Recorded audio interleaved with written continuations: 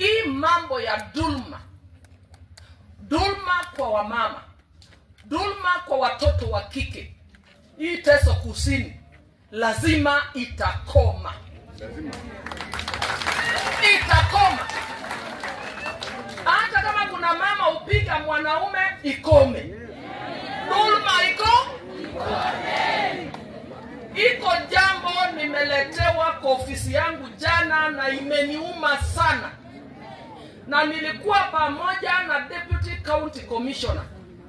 Hata yeye alihuzunika sana, hakukuwa amepata habari, amechukua hiyo report, amesema lazima ichunguzwe.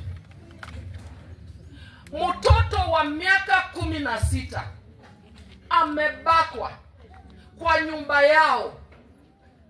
Mwanaume alikuwa ameandikisha maziwa kule Ngelechomo sehemu fulani. Anaendanga kuchukua maziwa pale, ameandikisha ile ya kulipa kwa mwezi. Katika hiyo harakati ameingia kwa boma ya mama mjane. Huyu mama ni mjane, alirudi kwao, baba yake akampatia mahali ya kujenga. Anaishi na watoto yake. Huyu mwanaume ameingia kwa nyumba na kubaka mtoto ya huyu mama. Huyu mtoto badala ya kupelekwa kwa hospitali amelalishwa ndani ya police station Adongosi kwa nani? Opio. Usiku, sikizeni. Usiku huyu mtoto amelazimishwa kuoga. Halo? Mtoto ameoga.